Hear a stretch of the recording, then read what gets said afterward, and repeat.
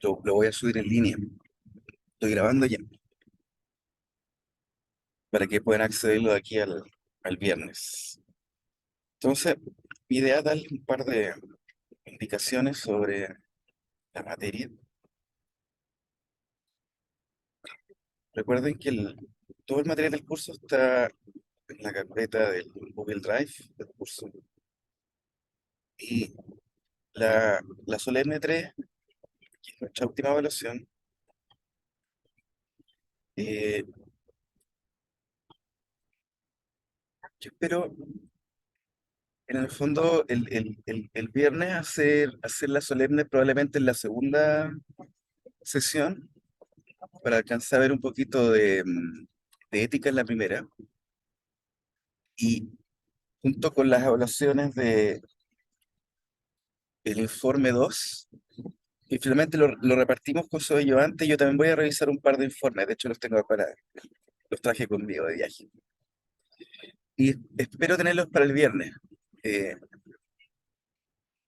y si no, en el fondo los tendríamos junto a las notas finales, o sea, del promedio de presentación al examen. El promedio de presentación a examen, que es la nota final de quienes se eximen del examen. Y si el examen va a ser, recuerden, el 14, o sea, eh, en el penúltimo día del periodo de examen. El periodo cierra el 15. Mi idea es que su nota de presentación esté en algún punto de la semana del 3, entre el 3 y el 7, lo antes posible. O sea, que tengan por lo menos una semana para prepararse el examen.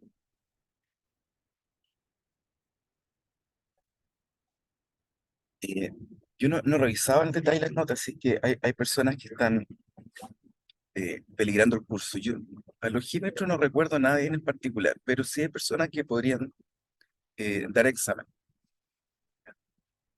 Vamos a revisar de todas formas los cortes eh, con sus ayudantes y yo el viernes les voy a recordar también la importancia de esa última solemne para quienes tengan un promedio aproximado de entre 5 y 5,5, ¿no? Donde cada el corte. Ya, la solemne 3 al igual que las anteriores, es una prueba en sala eh, cuya duración es 1 hora y media y el contenido es la unidad 3. Recuerden que la unidad 3 va muy de la mano con la unidad 2. En la unidad 3, en el fondo, lo que vemos es práctica en la investigación, y particularmente los elementos estratégicos en el trabajo de terreno. En la unidad 2 lo que vimos fue diseño de investigación, los elementos de planificación de eso el- que luego en la práctica se realiza. ¿Qué pasa? ¿Se escucha cortado? ¿No? No, no, se escucha bien. Ah, qué bueno. Yo te escucho también bien. Me avisan cualquier cosa. Entonces, la primera observación general para recordar el examen es que en el fondo, estas últimas tres evaluaciones son caras de la misma, como de la misma cosa, digamos, de la investigación. ¿Eh? En la Solemne 2 en el fondo, lo que vimos fue materia y es entender las definiciones y tener, en el fondo, eh, conocimiento suficiente para explicar eh, cómo un diseño de investigación se compone a partir de distintas partes que funcionan en conjunto. Luego el informe 2 fue hacer el mismo ejercicio, pero a propósito de este como breve diseño, ¿no? De ya no explicar, sino en el fondo aplicar, digamos, por escrito. Y construir un diseño propio en función de sus propios intereses. Recuerden que la investigación ciertamente es un proceso, ¿no? Formal y colectivo, pero hay decisiones que son individuales o privadas, por ejemplo, ¿eh? Que después uno comparte en el dominio público al publicar la información, o sea, al publicar la investigación y las conclusiones con las informaciones relevantes a propósito de sus datos, etcétera.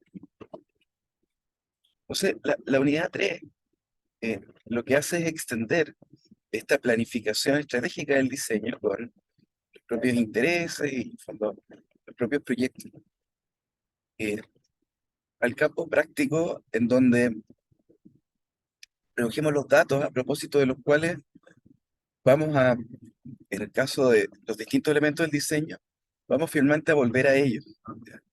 Fíjense que en el fondo todo el trabajo de campo y la recolección de los datos que involucra nos permite tener material, en el fondo, como humus, ¿no? Como producto, ¿no? Material, los datos son cosas, no son materiales para poder analizar luego y verificar nuestras hipótesis, poder responder nuestras preguntas, poder incluso a veces proponer posibles soluciones, ¿no? A los problemas de investigación, que son problemas sociales. Entonces, la idea general con la cual yo lo voy a repetir en clase para que hagamos un cierre con esta noción, ¿no? La idea general es que en el fondo la unidad 3 y luego la unidad 4 cierran el curso mordiéndose la cola, ¿no? Volviendo a la intuición del lugar de la lógica en investigación. Entonces, aquello que les va a tocar aprender más adelante y también en la práctica es profundizar tanto en la planificación como en la ejecución de la investigación, ¿ya? Y resolver, digamos, tanto en la teoría como en la práctica los detalles más complejos. Y por tanto, la lógica se transforma en una herramienta para poder decidir en investigación. Ya, tal como en el informe 2 digamos, decidieron sus propios problemas, sus propias hipótesis. La lógica es una de las herramientas fundamentales para poder, eh, digamos, corregir nuestras abstracciones también, ¿no? Y también corregir nuestras decisiones a propósito de esas abstracciones que son tanto conceptuales como muy formales. Ya, entonces, ese es un poquito el cierre del curso, ¿no? Que la lógica se muerde la cola volviendo en la posta final, digamos, a propósito de la recolección de los datos y su posterior análisis.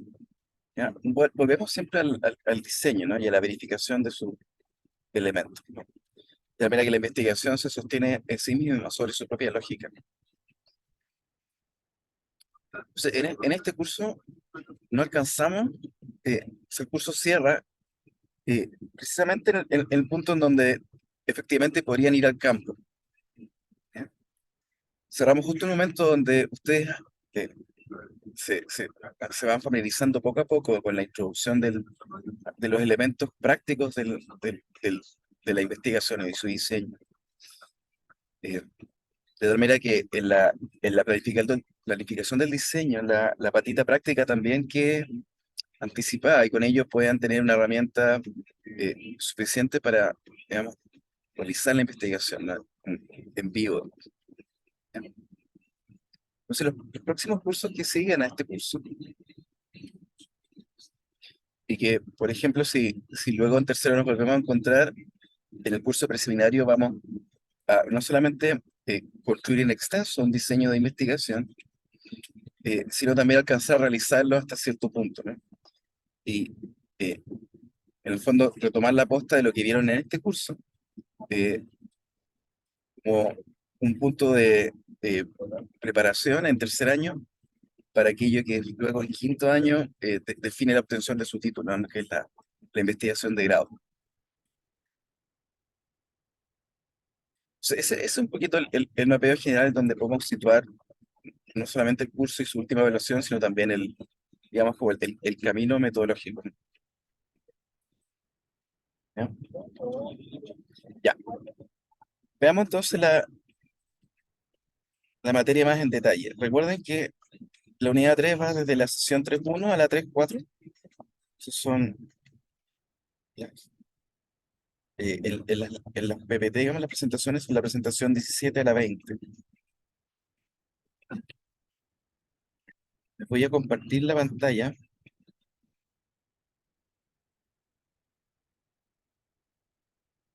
Voy a ir pasando las láminas rápidamente para darles punteos generales por donde eh, creo que se va a inclinar la evaluación.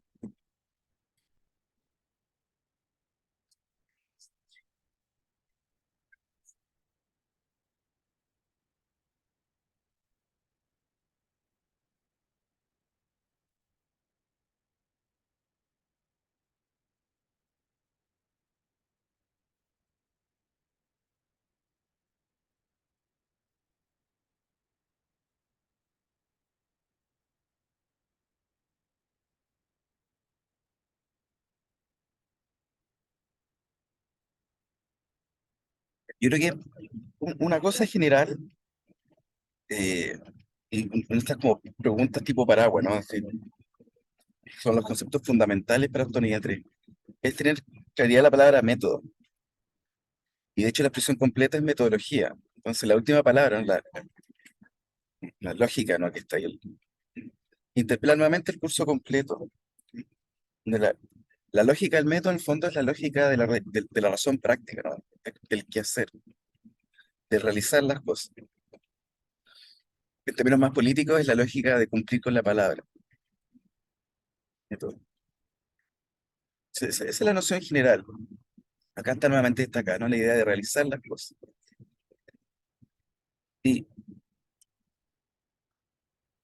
la vinculación con el método, en el fondo, es precisamente el contrapunto práctico a propósito de muchas veces la inclinación teórica o formal de los diseños.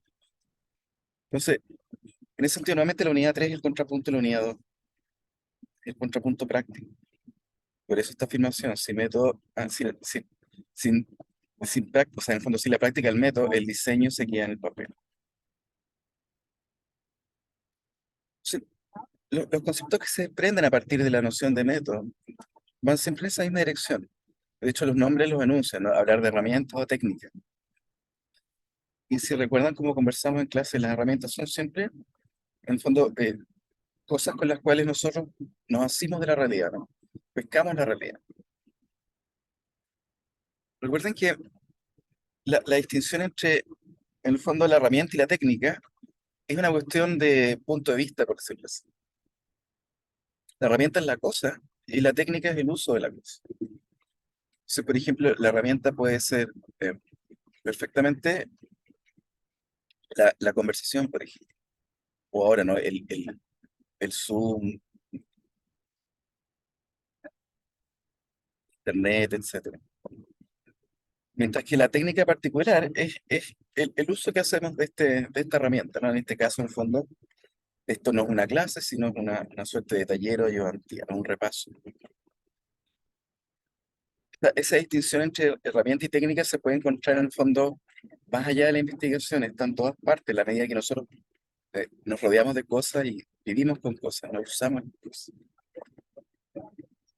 Entonces, otra forma de decirlo es que en el fondo eh, los elementos fundamentales del método son, en una metáfora más bélica, digamos, el brazo armado, digamos, del diseño.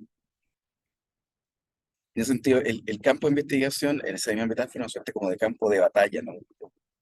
Incluso una metáfora más productiva, ¿no? Es una suerte como de campo de extracción, ¿ya? De producción, donde uno va a extraer los datos. Pero eso también se le llama a veces terreno, ¿no? El lugar en donde se aloja el objeto y vamos eh, a desenterrarlo, digamos, ¿ya? A descubrirlo.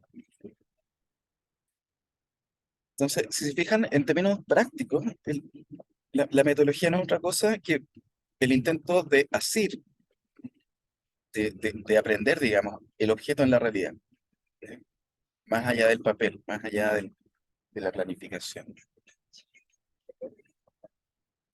Entonces, otra noción fundamental y que va muy de la mano de la noción de marco, la noción de enfoque o marco. ¿Cómo ocupar esta misma metáfora? Por ejemplo, la metáfora de la cámara web del ojo, ¿no? Donde literalmente en Zoom tenemos un marco y ese marco en el fondo se produce a propósito de un enfoque la cámara. O el caso del micrófono, ¿no? El micrófono está descalibrado, está desenfocado. Y por tanto no es posible enmarcar lo que está diciendo porque se corta, es la misma idea. Si piensan que en el fondo la noción de marco teórico, por ejemplo, es muy afín a la noción de enfoque metodológico. No hay una cosa sin la otra, no. O sea, el enfoque finalmente son eh, direcciones hacia las cuales nosotros llevamos la teoría. Otra forma de decirlo es que el enfoque es nuestro aliado principal en la selección del método, de las herramientas y las técnicas.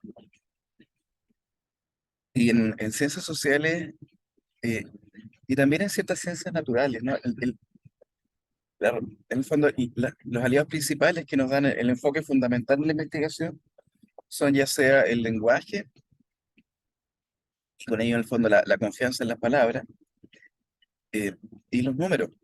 Y por lo tanto, la confianza en la medición y el cálculo. Normalmente los enfoques, sobre todo si uno tiene una suerte como de práctica bifocal, digamos. ¿Ya? Estos enfoques son distinciones analíticas, o sea, palabras y números se pueden mezclar perfectamente. Ahora, para ciertos objetos, ciertos enfoques son mucho más afines. Y yo diría que en la solemne, si les pregunto, por particularmente la relación, por ejemplo, entre enfoques, objetos, técnicas, etcétera, eh, la relación siempre está en el fondo triangular en el diseño.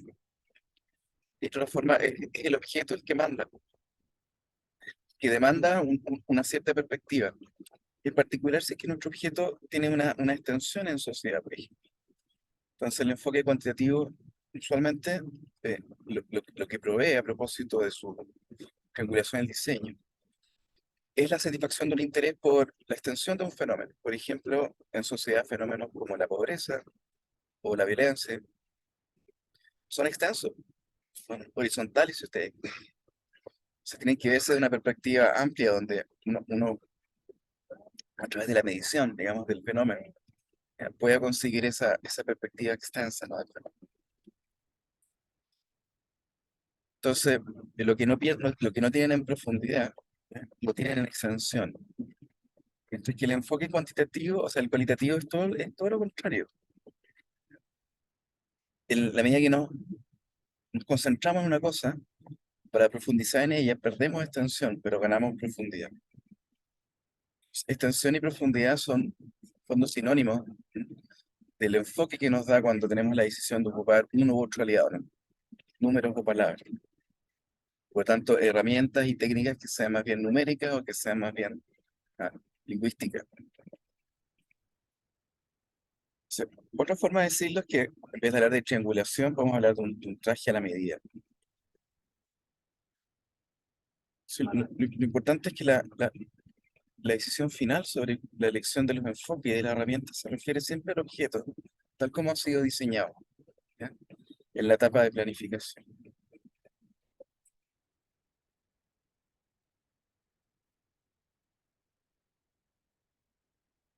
Bueno, no creo que lo veamos mucho, excepto temas de validez y confianza, que lo vamos a volver a ver acá. Mm. La validez y confianza lo más probable es que lo veamos más bien en los datos, pero se repite en los experimentos. Validez y confianza son nociones que tienen que ver con el contacto que poseemos con la realidad cuando entramos al campo, ¿no? Recuerden que en última instancia eh, la confianza tiene que ver con la recurrencia, ¿no? Cuán confiar el instrumento en el sentido de la repetición del efecto que tiene. Por ejemplo, el bus, ¿no es cierto? En el fondo, cada vez que uno pone primero o segunda, va para adelante y no para atrás. Hay una confianza, ¿no? En el sistema operativo, digamos, el bus es recurrente, ¿no? Por lo tanto, confío en el bus. Lo mismo yo, confío en que la persona que está manejando hace su parte de la edición del trabajo y yo puedo hacer mi trabajo mientras la otra persona hace su trabajo. Hay una confianza mutua, ¿no? En la recurrencia de las cosas y en particular en la recurrencia de los instrumentos. Por ejemplo, hay una confianza en este caso, yo confiamos en los sistemas de telecomunicación, de que nos proveen una infraestructura suficiente para tener este taller de repaso. Entonces, nuevamente, la noción de confianza y validez se refieren siempre a cierto carácter de las cosas en la realidad. Y en este caso de los experimentos, los datos que nos pueden producir. La distinción entre confianza y validez es que, como dice acá, la validez interna del nivel de confianza que será del resultado, no de la recurrencia. Mientras que la validez externa tiene que ver con, en el fondo, cuestiones que están más bien en el entorno, cuestiones que no podemos controlar internamente en un experimento. La validez externa muchas veces en el fondo se resuelve por discusión de pares, en el fondo es la validez que nos dan, en particular, un entorno que involucra una comunidad de pares eh, con quienes, por ejemplo, somos colegas en el mundo del conocimiento. sea, cada vez que uno quiere publicar, por ejemplo, hay un test, hay una prueba de validez externa donde hay una revisión de pares y te critican y qué sé yo.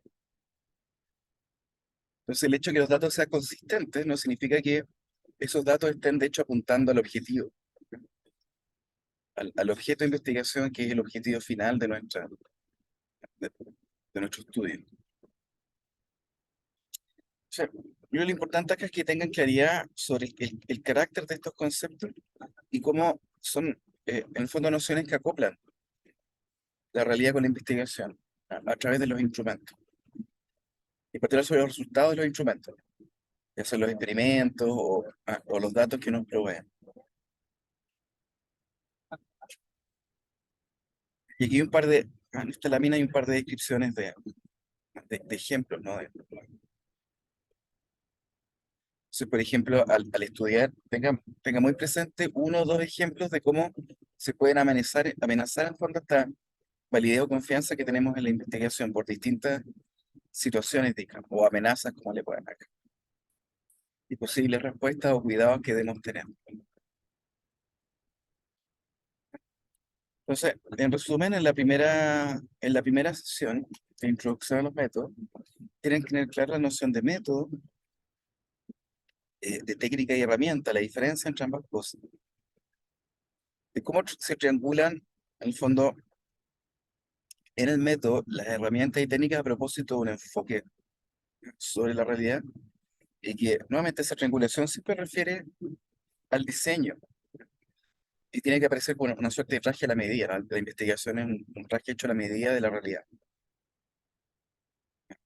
La moraleja acá, en el fondo, es que cuando esto no ocurre, hay un autosabotaje en la investigación, donde lo que pasa es que en el fondo los investigadores se hacen trampa a sí mismos y ajustan la investigación, o sea, ajustan la realidad de investigación y no la investigación a la realidad.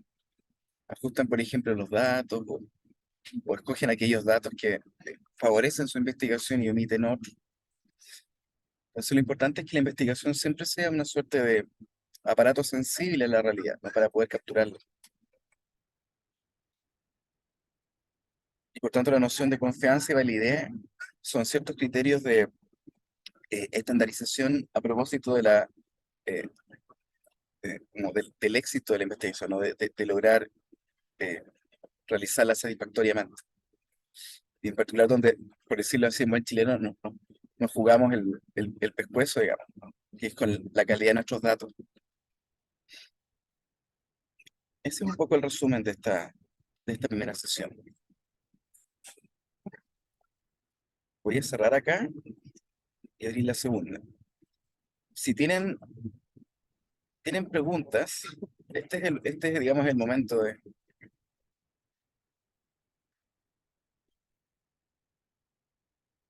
Me las pueden dejar por el chat. Yo les puedo responder acá.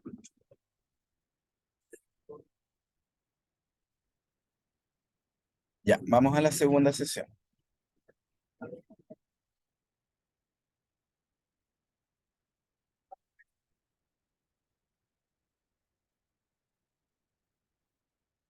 Mm. Recuerden que a propósito del enfoque, que es la manera en que, ¿se acuerdan como lo mencionaba yo con la metáfora de la cámara y el marco, ¿no? Es la manera en que nos concentramos en la realidad. Nos concentramos, nuevamente, si la metáfora es ir y extraer, digamos, escarbar, ¿no? Los datos, significa en el fondo la selección estratégica de concentrarnos en una cosa o en otra, de apartar, digamos, la tierra y encontrar la pepita de oro. Eso es el enfoque, es el foco. Y por tanto el enfoque es finalmente la práctica integral de la metodología, ¿ya? En función de nuestra estrategia principal, ¿no? Nuestro, digamos, nuestro mejor aliado. Y aquí hay una división canónica en investigación. Es más antigua que Leoneiro. ¿Se acuerdan cómo lo vimos en epistemología? Es una división filosófica, en el fondo, en los paradigmas de la ciencia, ¿no? A propósito de las suposiciones que tenemos sobre la realidad. Por ejemplo, el enfoque cuantitativo y producto de ese enfoque, en el fondo, la metodología, la lógica de la realización de la investigación bajo esas suposiciones filosóficas, mira, ¿ya? es que la realidad está allá afuera. Y la mejor manera de conocerla es desde afuera, digamos, objetivamente. Y por tanto se afirma, digamos, en los presupuestos epistemológicos y en la filosofía de la investigación, por un enfoque cuantitativo, se afirma una suerte de independencia, de autonomía entre la realidad y quien la observa, ¿no? Al menos como relación ideal del conocimiento, ¿ya? Precisamente para ser objetivo. ¿Sí? Entonces, esto es lo que vimos en esta primera sesión, en esta primera sesión sobre método, sobre enfoque metodológico cuántico. ¿Se acuerdan? La afinidad con su carácter ah, más bien positivista, ¿no? En sociología. También la importancia de la hipótesis, por ejemplo, y el lugar que tiene en la investigación. En la medida que, en el fondo, la metodología cuantitativa va casi exclusivamente dirigida a afirmar o falsear la hipótesis, que es nuestra respuesta tentativa. En el fondo, validar las explicaciones que estamos tratando de sostener. Por lo tanto, el análisis de datos va en función de eso, ¿no? De verificar las correlaciones que tenemos a propósito de nuestro modelo de realidad, ¿no? Las variables y sus dimensiones.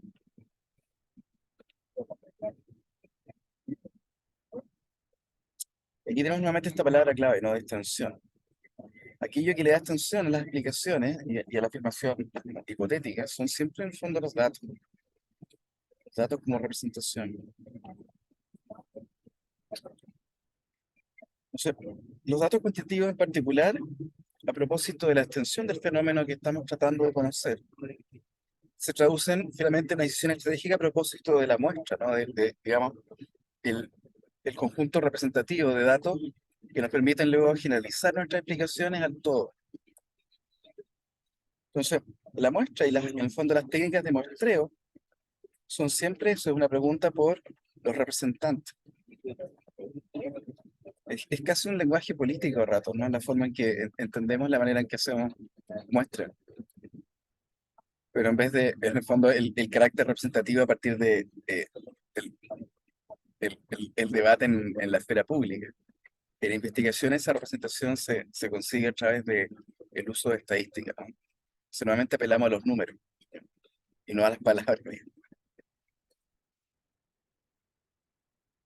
Bien. O sea, aquí hay un par de ejemplos de cómo en el fondo el enfoque, ¿no? Metodológico, nuevamente, siempre tiene que triangular y ser parte de este traje a la medida en función del diseño. Por ejemplo, ¿qué afinidad hay entre la pregunta de investigación y el tipo de enfoque? Y en particular el tipo de unidad de análisis, ¿no es cierto? El tipo de bloque básico de construcción o variable en la cual me voy a concentrar.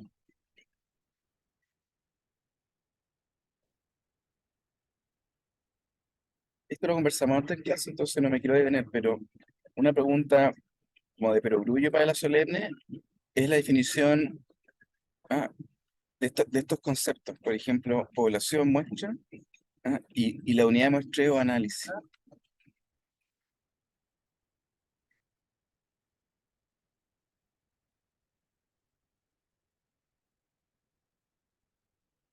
Particularmente tengan clara y estén preparados para ejemplificar. Les puedo pedir uno o dos ejemplos en ciencias sociales de la distinción entre población y muestra. No tanto el cálculo de la muestra, porque eso lo van a ver específicamente en análisis cuantitativo, y en estadística, pero sí entender la lógica básica de la distinción conceptual entre población y muestra. O sea, eso ténganlo claro para el viernes. Ahora, cuando apelamos específicamente digamos, al aliado numérico, la distinción básica es si queremos tener una selección de toda una muestra, siguiendo en el fondo lógicas probabilísticas o no probabilísticas. Y esta decisión nuevamente apela al objeto.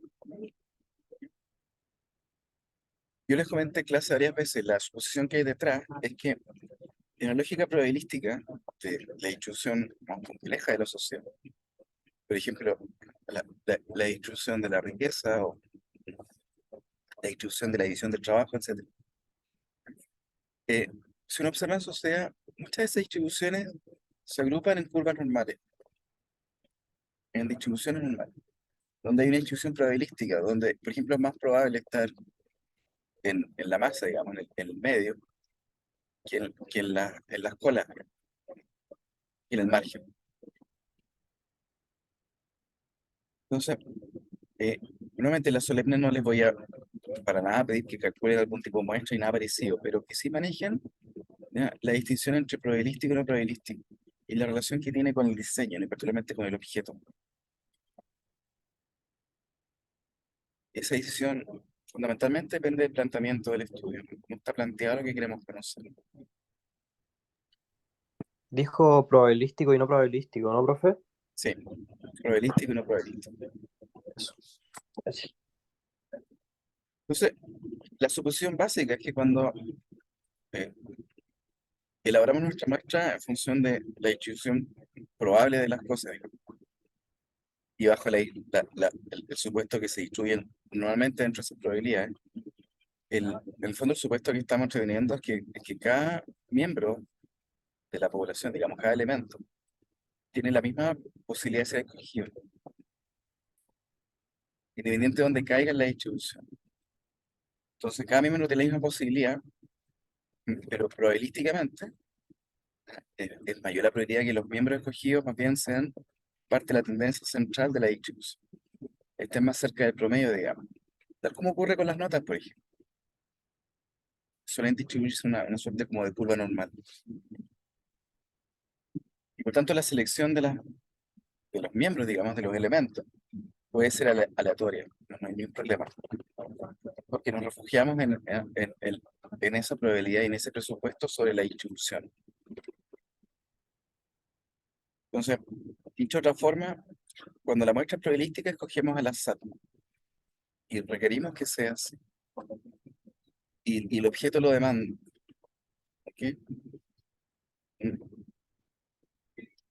Para citar objetos que demandan este tipo de cosas, pueden, por ejemplo, pensar en eh, opciones de test de capacidades. Por ejemplo, nuevamente la distribución de las notas en las pruebas de selección, aptitud, de ingreso a la universidad. Suelen distribuirse los puntajes en un modelo de distribución normal, en una curva normal.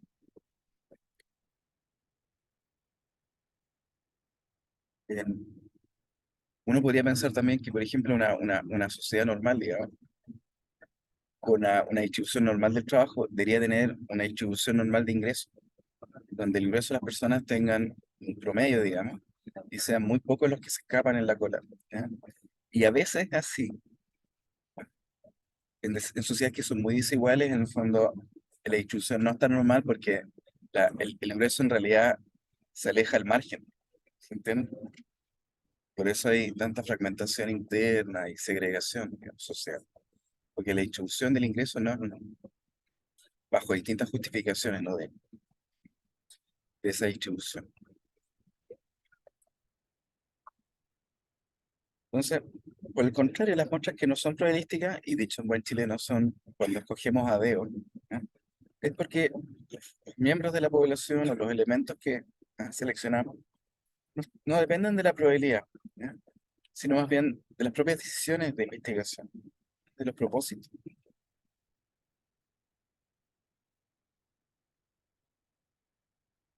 Ahí pensé que estaba compartiendo. Les voy a compartir. Profe dijo que no probabilístico era que no depende de la posibilidad, sino de que... ¿Qué era lo que había dicho? Que No, no no, depende de la... sí, no depende de la distribución de la probabilidad, o sea, no depende de la probabilidad de que tal o cual elemento o miembro de la población esté en una posición u otra de la curva de la distribución, sino más bien depende de la idiosincrasia del objeto, ¿no? Es cuando en el fondo uno escoge a dedo. Uno, por supuesto, puede combinar estas técnicas de selección de la muestra. Oh, me dice que la conexión es inestable, esperemos que no sea tan así.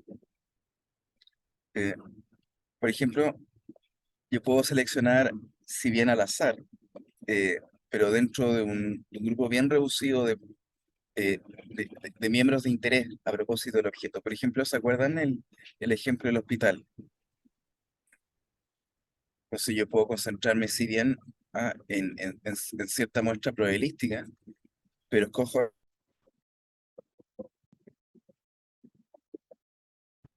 ahí volví, parece. Ahí hay puntos del viaje donde, bueno, se cae esta cuenta. Espero que me vuelvan a escuchar ahí.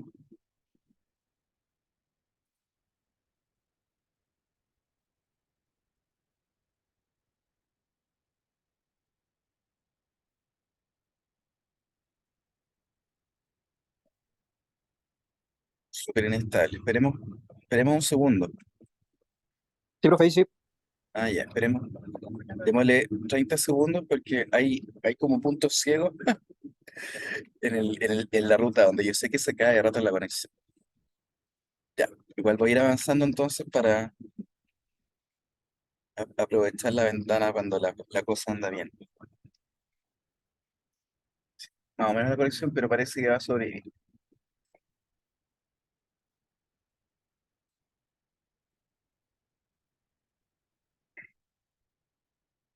Sí, retomando la distinción entre probabilidad, muestra probabilística y no probabilística, en el fondo la importancia de la probabilidad en la selección de la muestra en el enfoque cuantitativo.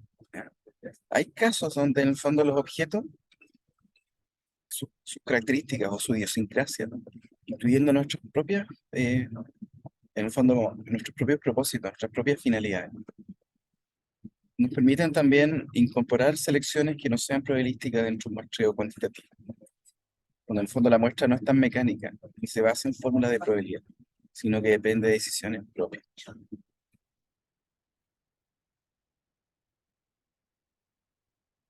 Eh, Creo que están viendo. Voy a compartir la pantalla, espero que no se caiga. Ya, por ahí.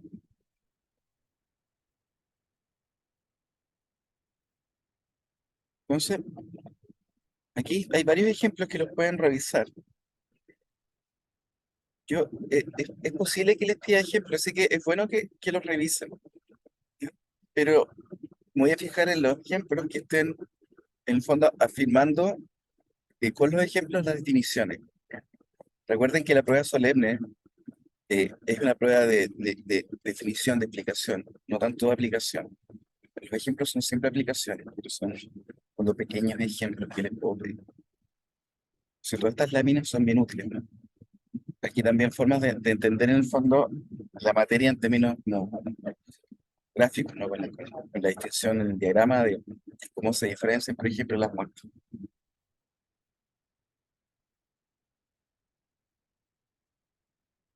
Eh, yo no creo que, por ejemplo, en este diagrama, yo creo que les voy a pedir que entiendan hasta esta parte, que no se concentren tanto en esto, porque a esto, en el fondo, la distinción interna entre las muestras probabilísticas y no probabilísticas, las van a ver específicamente en cursos de estadística. Importante es que entiendan que la noción de probabilidad es siempre inherente al carácter del objeto y que es una decisión de investigación. O sea, hay objetos que requieren el muestreo por probabilidad porque en el fondo eh, existen en la extensión de la sociedad, existen en la distribución normal de la sociedad. Nuevamente, las pruebas muchas veces eh, en general cuestiones que sean mesurables, se prestan mucho a la distribución normal. No todas, eh, porque la medida que aquello que es mesurable sea de interés, por ejemplo, político, hay más bien segregación eh, anormal de la distribución. Pero hay muchas cosas que se distribuyen normalmente. Muchas. Pueden revisar un par de ejemplos. Sí. En el final de la segunda sesión, lo que vimos es que una vez que en el fondo hemos definido nuestra muestra, alojando esa decisión, la técnica de muestreo, digamos, en el enfoque cuantitativo en este caso. Al elegir la muestra tenemos entonces claro ya dónde nos queremos dirigir para recoger los datos numéricos. Y por tanto podemos comenzar la recolección, es decir, nuestro ingreso al campo de investigación, al terreno. Entonces, este ingreso al terreno, en el fondo, que ocurre en la práctica, donde uno va, por ejemplo, en el caso del hospital, ¿no? Uno va al hospital a entrevistar a la persona. Eh, lo que involucra siempre una suerte en el fondo de estrategia o plan detallado, ¿no? De recolección de los datos. Una estrategia de recolección de los datos, que tiene que responder por lo menos a este tipo de elementos, ¿no? Parece que se está perdiendo la conexión.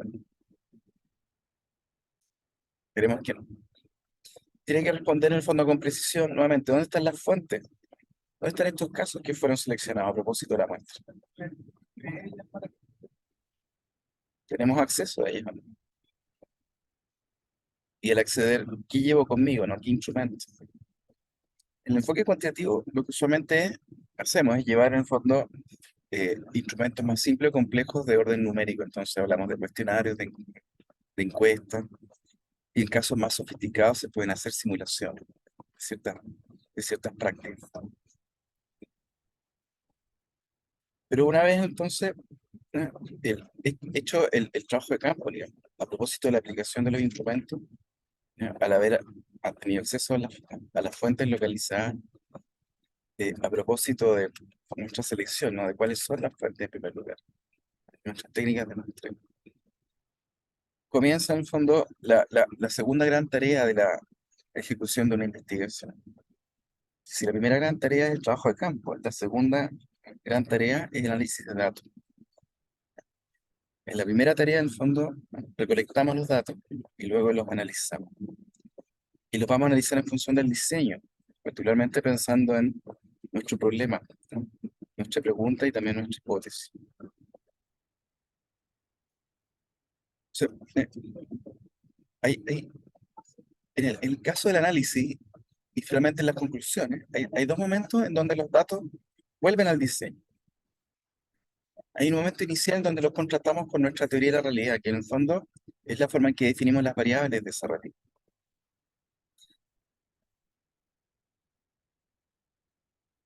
que nos ayudó en el fondo a seleccionar nuestras muestras, ¿no?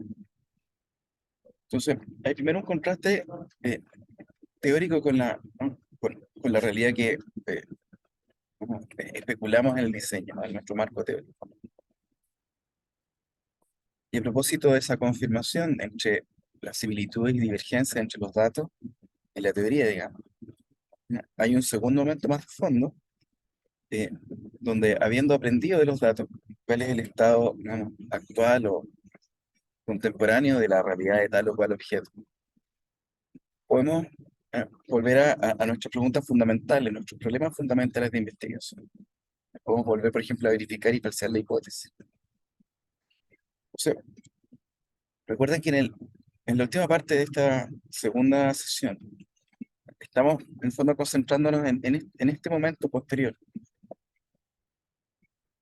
en la realización de la investigación a propósito de la recolección de los datos y su posterior análisis.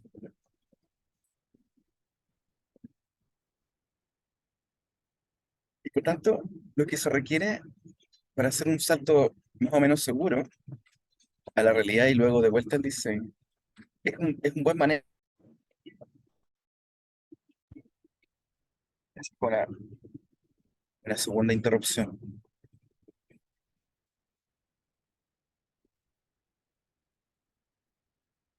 Pero espero que no esté tan interrumpido el audio. Y de hecho, esto sigue grabando. Así que igual aquellas cosas que no queden claro eh, o, o- o que se interrumpan por la calidad del audio, las podemos volver a ver una última vez antes de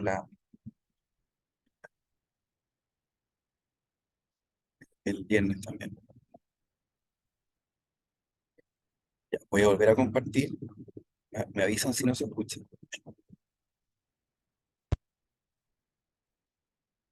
O sea, en lo que estaba explicando, se ha cortado entre medios que en, en el salto desde el diseño al campo y de vuelta del campo al diseño.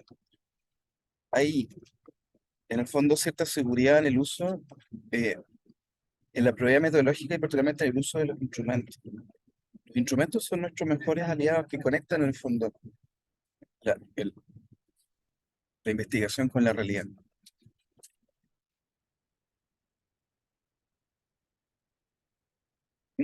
Me vuelve a decir que está inestable.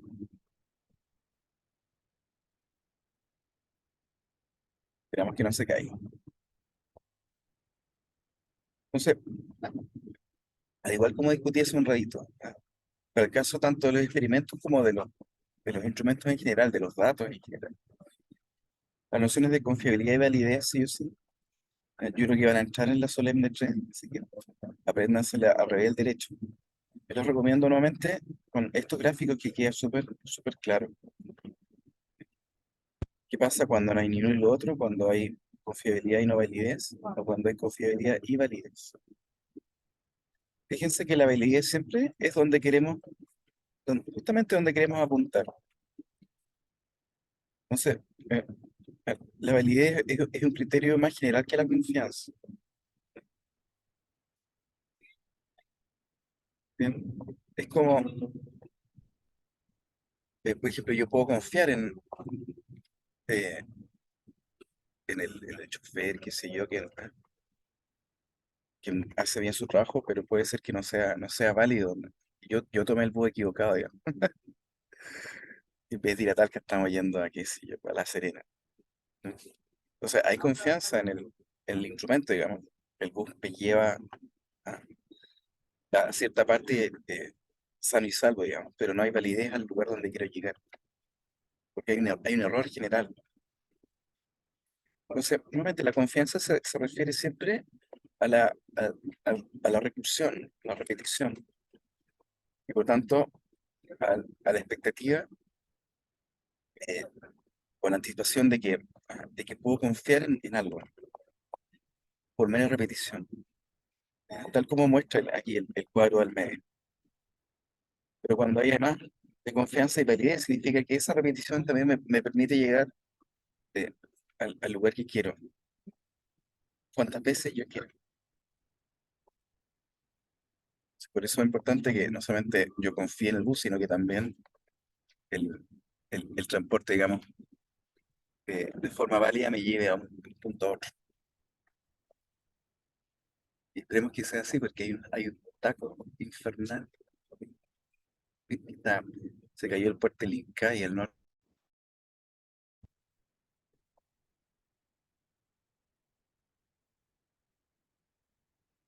Me volví. Estaba accidentado esta sesión.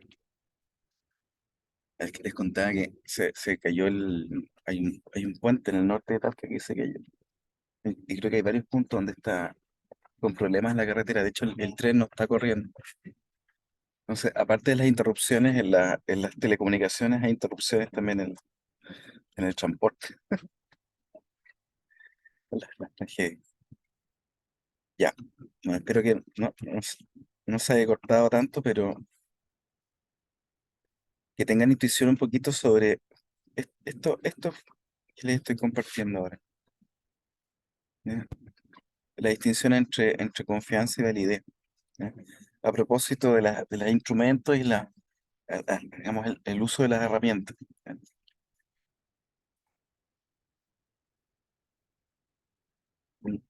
Yo creo que no les voy a preguntar tanto la noción específica de validez de contenido, de criterio.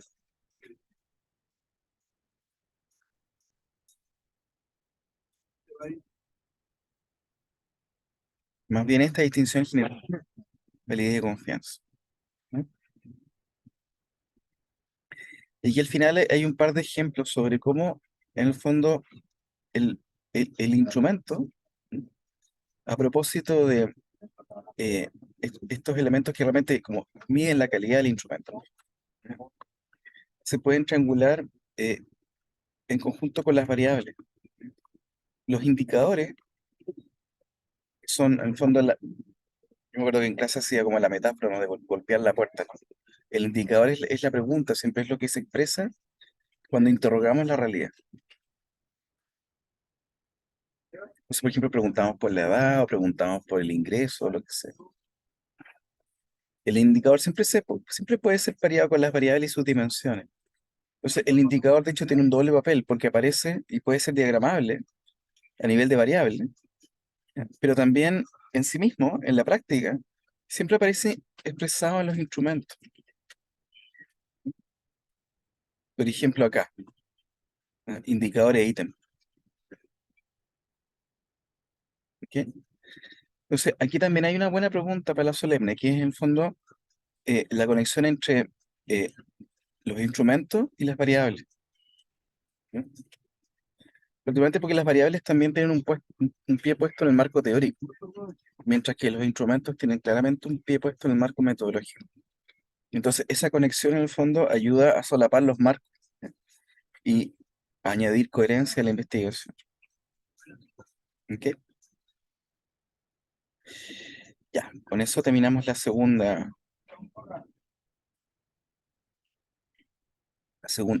sesión. ¿Tienen preguntas?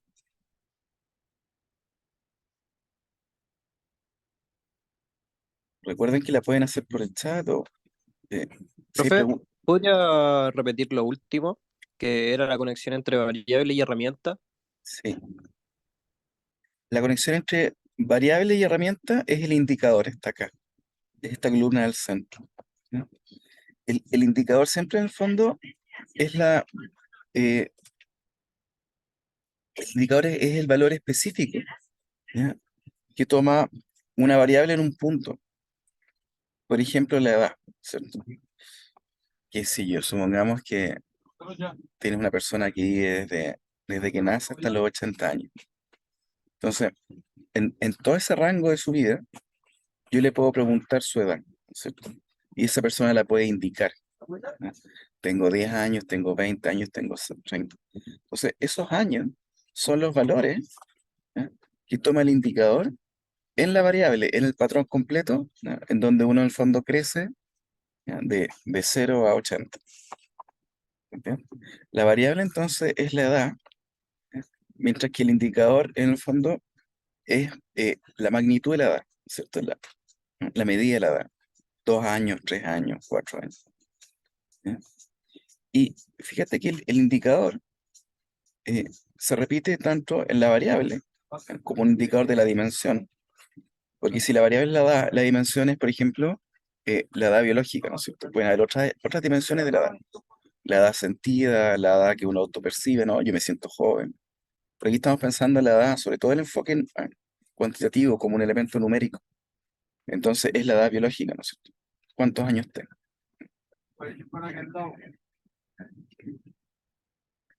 Y el, el indicador es siempre la magnitud. Es lo que, en particular, la persona que responde el cuestionario o la encuesta indica o responde. Y por tanto, en el cuestionario mismo, usualmente aparece como una selección, por ejemplo, indique su edad. O en el caso de este ejemplo, ¿no? Y de lunes a jueves, ¿cuál sería su actividad preferida nocturna?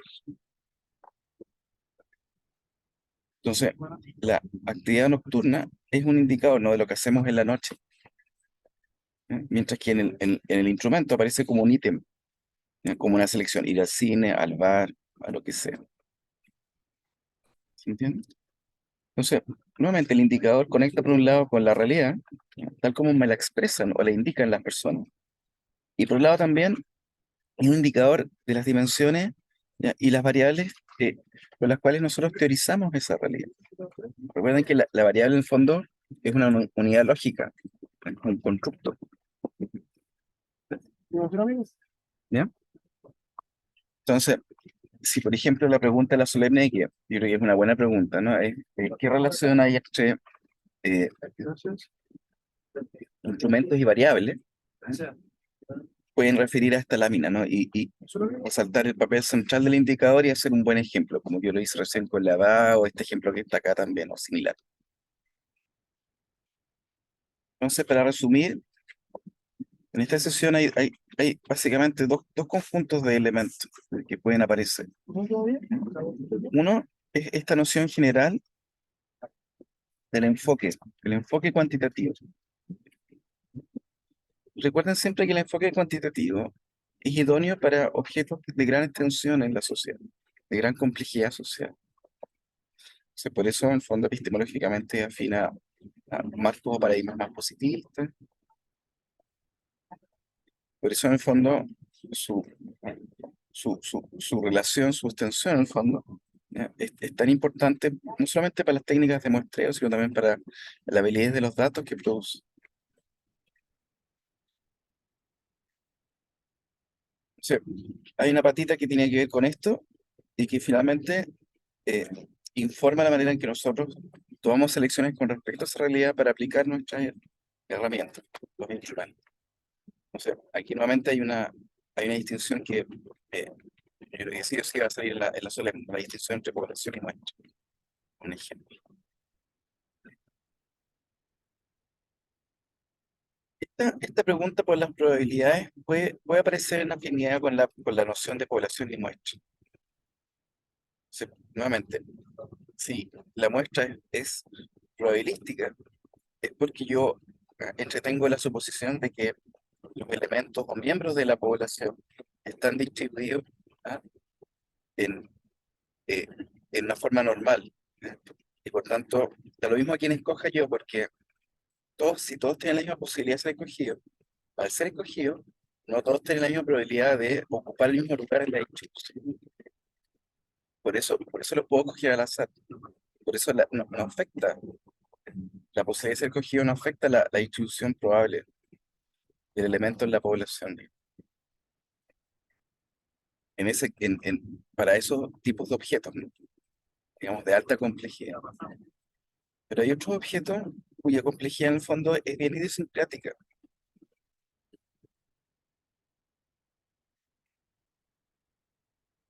Voy a volver a compartirla. Parece que se cae cuando comparto. No sé si significará más uso de datos. Supongo que sí. Entonces, nuevamente, las muestras no probabilísticas, eh, la elección de los muestros no depende eh, de su probabilidad. Por tanto, no todos tienen la misma posibilidad de ser escogidos, porque queremos algunos, eh, pues la idiosincrasia del objeto, queremos coger algunos elementos o miembros de la población a dedo, por decirlo así, no mecánicamente, son decisiones propias. A propósito de la característica, por ejemplo, nuevamente, una población nos queremos concentrar en eh, ciertos subgrupos. Entonces podemos combinar ambas cosas. Podemos, por ejemplo, hacer un muestreo probabilístico, pero por estamento. Es algo que sale acá. Muestreo probabilístico, pero estratificado por ciertos estamentos. Mientras que el probabilístico típico, que es el que en realidad quiero que tengan en mente, es la elección simple, por azar simple, aleatoria, y no por estratos, estamentos o racimos. La noción lógica detrás es esta distinción entre probable y dirigida, digamos. Y finalmente, el último set de conceptos tiene que ver con los instrumentos y su relación con el campo. ¿Ok?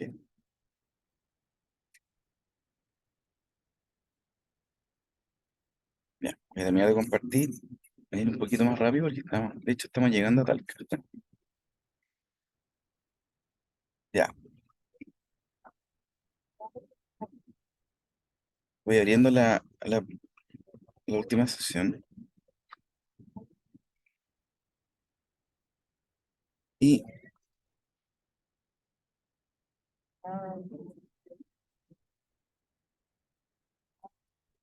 yo creo que cuando cambiamos el enfoque, ¿no? Y enfocamos toda la metodología en términos cualitativos, el gran contraste nuevamente es que no estamos apuntando a un objeto cuya complejidad es su extensión en la sociedad, sino más bien es la profundidad de sentido que tiene. Fíjense que en los métodos cualitativos lo que estamos haciendo es atender con mucho más detalle y cuidado la experiencia particular de las personas. Nuevamente por eso esta imagen, ¿no? Que partimos con una suerte como de enredo de laberinto social. Y donde el diseño también tiene que ser afín, ¿ya? Y adoptar en parte ese carácter. Y de otra forma, el diseño tiene que ser un poquito más flexible. Muchas veces en el enfoque cualitativo, la hipótesis surge al final del trabajo de campo, como una afirmación que sale de los datos, ¿ya? Y que no antecede al trabajo de campo como una hipótesis a verificar meramente. Y por tanto, no concentramos el trabajo de campo en verificar o falsear la hipótesis, sino en plantearla en primer lugar, en realmente entender en, en la profundidad de sentido, digamos, qué es lo que se está afirmando para tal grupo de personas a propósito de tal objeto de estudio. Entonces, por eso todas estas palabras que están aquí destacadas, digamos, punto de vista, interpretación, significado, todo esto se refiere al- a esta expresión que yo uso, ¿no? Profundidad de sentido. ¿Ya? Y por tanto, el, el grueso, eh, en términos del sostén epistémico que tiene esto, a diferencia del enfoque cuantitativo, donde eh, al confiar en los números, en el fondo nos estamos apoyando en las magnitudes, en la operación de medición y de cálculo. En el enfoque cualitativo, estamos apelando a las palabras y por tanto, en el fondo, a nuestro poder de interpretación de las cosas. Y dejamos ir la extensión y nos concentramos en la profundidad.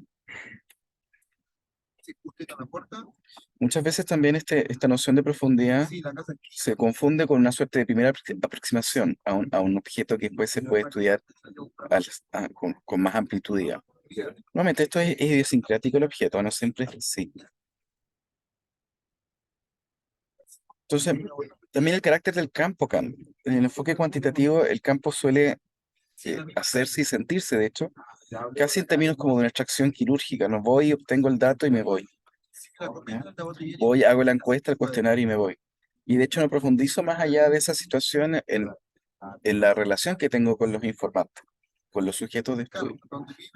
Mientras que en el enfoque cualitativo muchas veces, para obtener profundidad de sentido, ¿no? E interpretación de la realidad social para esas personas, lo que requiere en el fondo es un contacto constante, ¿no? Y situarme en un ambiente un poco más natural, el ambiente de los participantes. ¿Ya? Poner atención, por ejemplo, al hecho de que en esos contextos no puedo controlar todas las variables que están en juego. Más bien, lo que puedo hacer es mimetizarme con la experiencia del otro, digamos, o al menos intentar hacerlo. Tanto vivir la realidad de otras personas, compartir su significado. ¿Qué? Mm. Él tiene una mirada a los tipos básicos de diseño cualitativo, que nuevamente se refieren a lo que vimos en la unidad 1. ¿Ya?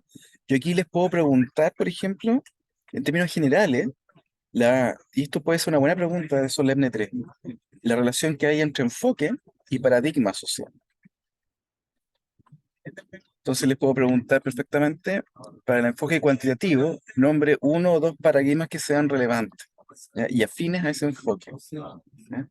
Entonces, en el fondo, es como el marco metodológico va de la mano con el marco teórico. Lo mismo para el enfoque cualitativo. ¿Qué tipo de paradigmas van de la mano? Entonces, ustedes responden, bueno, paradigmas en el fondo hermenéuticos, no más fenomenológicos, ¿eh? O más cercanos a la antropología. Mientras que obviamente en el enfoque cuantitativo los paradigmas son más bien eh, positivistas, ¿no? Porque hay una distinción muy de fondo en el uso de las herramientas cuando afirmamos o suponemos, digamos, que la realidad está allá afuera o acá adentro. Muy, muy distinto. Se pongan atención también a estas conexiones que hay con el resto del curso, con las otras unidades. En este cuadro que les estoy mostrando está la conexión con la unidad uno, con los paradigmas. Aquí hay un par de ejemplos sobre, en el fondo, la manera en que hacemos campo, ¿no? El plan de exploración, que no es nuestra estrategia de terreno. Es- no es tan distinta digamos, como a la técnica Quanti, eh, en el sentido de que si hay una suerte como de selecciones que son por cascada. La gran diferencia es que en el enfoque Quanti solemos predefinir estas selecciones, ¿no? Mientras que en el enfoque Quali muchas veces se van dando en el campo. Pero sí siempre en el fondo hay una lógica de selección que tiene que ver nuevamente con ir especificando casos, ¿ya? En el enfoque Quali, lo que se llama en Quanti muestra, acá usualmente se llama estudio de caso. Entonces, no vemos una muestra, sino casos específicos, ¿ya? Pero es la misma lógica de selección, ¿no? De reducción de complejidad, ¿ya? Entonces, nuevamente aquí está la relación con hipótesis. Esa otra pregunta para la solemne. ¿Qué relación, ya no con el paradigma, ¿ya? Sino con la unidad 2, digamos, qué relación entre los enfoques de metodológicos de investigación hay con las hipótesis? Y nuevamente, la relación principal es que la hipótesis en enfoque cuantitativo es previa al campo. Y el campo se enfoca a esa operación previa, ¿no? Está muy concentrada en devolver los datos de la hipótesis para edificarla o falsearla. Mientras que en el enfoque cualitativo, muchas veces no hay hipótesis, o no importa tanto, ¿no? O más bien, no es un asunto de probar la hipótesis, sino de afirmarla a propósito de la experiencia de campo.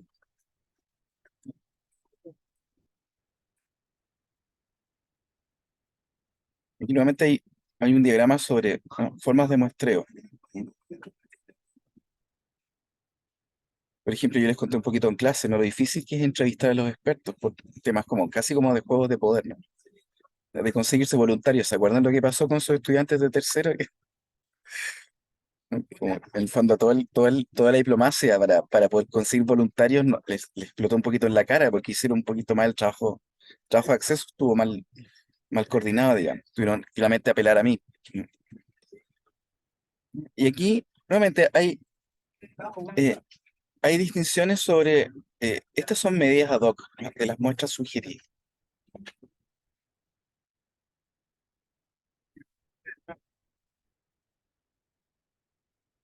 Yo creo que con esto ya sí queda bastante clara la distinción entre enfoques, ¿no es cierto? Sobre los tipos de decisiones que podemos tomar.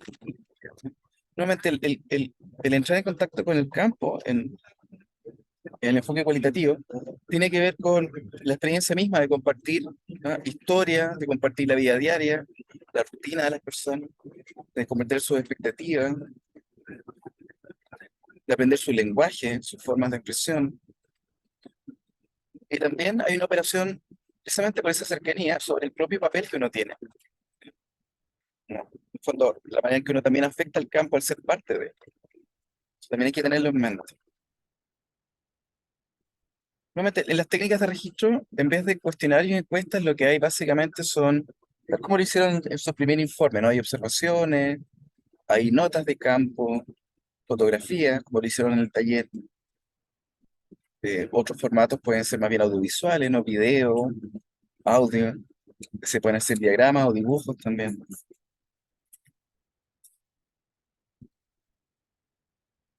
Esto no creo que lo pregunte en detalle, ¿no?, los tipos de notas. Pero importante sí tener eh, intuición de cómo al anotar, digamos, al tomar nota, al darse cuenta de algo, uno puede tener distintas voces, ¿ya? Una voz que puede ser más descriptiva, entre comillas, objetiva, ¿ya?, de mera narración, digamos, de las cosas, ¿ya? O uno puede agregar, por ejemplo, de partida, interpretaciones tentativas o, de hecho, hipótesis, incluso notas personales o reflexiones sobre la propia reactividad. Aquí tenemos una lista, en el fondo, de los distintos instrumentos. Yo diría que en el enfoque cualitativo, las observaciones y las entrevistas son los más utilizados. Los focus groups se utilizan más bien eh, en términos de consultoría muchas veces. Ya, yo creo que hagamos una cosa. El viernes, como ya estoy llegando, voy a volver a dar un par de claves de esto, unos 10 minutitos, y voy a hacer el énfasis en metodología mixta, que es volver a conjugar en el fondo estos enfoques que son perfectamente válidos por separado y en conjunto, digamos. Ya. Y lo voy a dejar hasta acá porque de hecho ya me tengo que bajar del bus, chiquillo. ¿Ya? Talca terminal. Ya, Muy bien, Talca. profe. Los dejo, muchas gracias por sumarse. Y voy a subir igual esto un ratito más, apenas tenga una buena conexión. Se lo mando ahí al Santiago para que lo tengan. ¿Ya? Ya, profe, bacán. Muchas gracias a usted igual. Gracias. Chao, chao. Nos vemos el Chao. viernes. Chao. Nos vemos.